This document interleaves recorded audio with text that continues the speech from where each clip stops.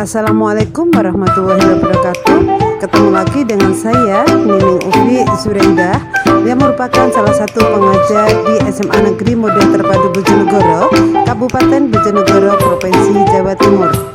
Bapak Ibu guru belajar se-nasional, kali ini saya akan melakukan tindak lanjut dari BIMTEK Guru Belajar yang diadakan oleh Kementerian Pendidikan dan Kebudayaan, yaitu dalam rangka pembebasan guru belajar dalam seri asesmen nasional dan asesmen kompetensi nasional.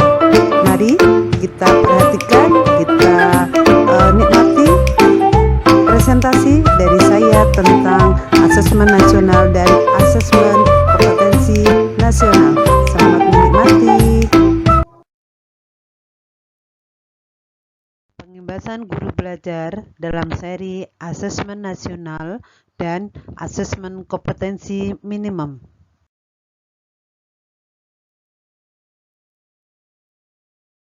Apa itu asesmen nasional? Asesmen nasional adalah program penilaian terhadap mutu setiap sekolah, madrasah, dan program kesetaraan pada jenjang dasar dan menengah.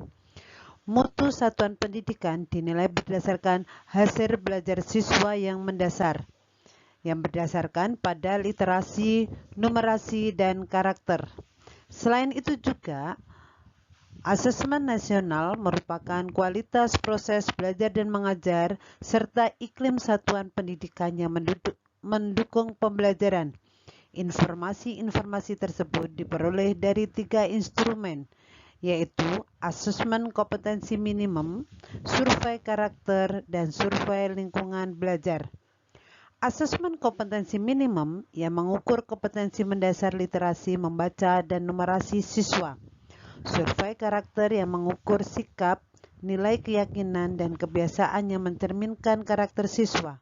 Sedangkan pada survei lingkungan belajar yang mengukur kualitas berbagai aspek input dan proses belajar mengajar di kelas maupun di tingkat sekolah.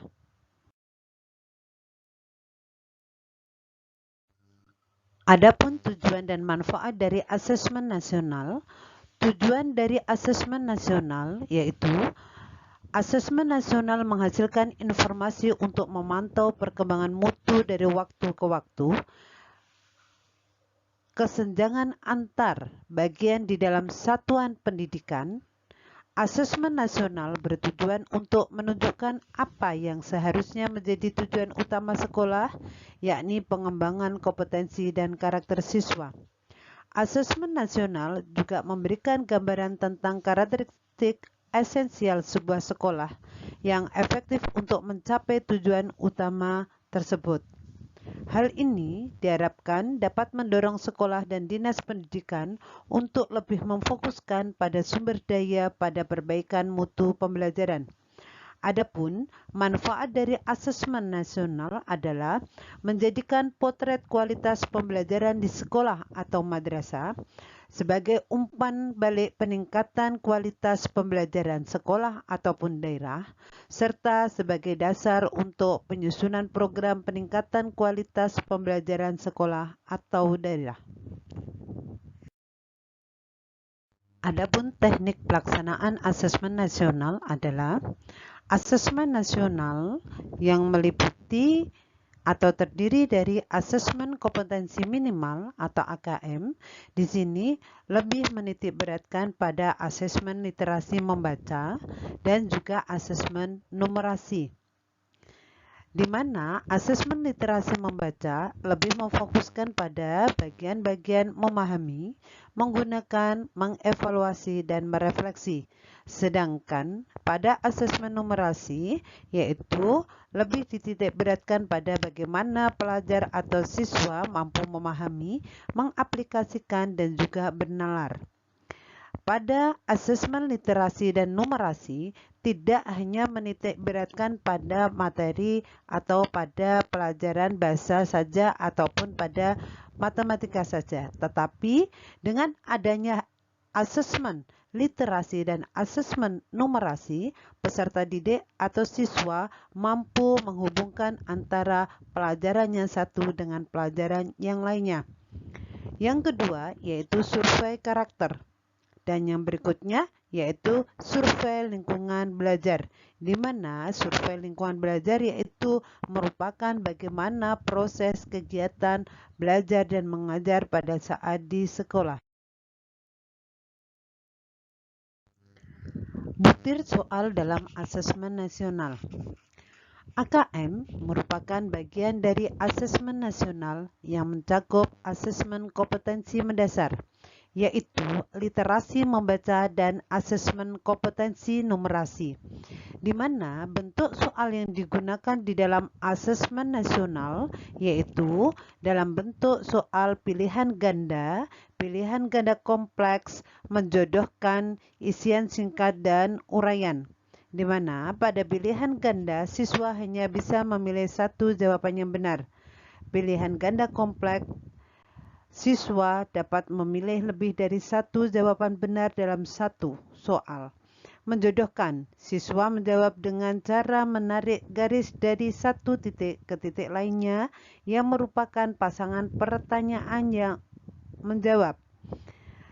Isian singkat, siswa dapat menjawab berapa bilangan kata untuk menyebutkan nama benda, tempat, atau jawaban pasti lainnya.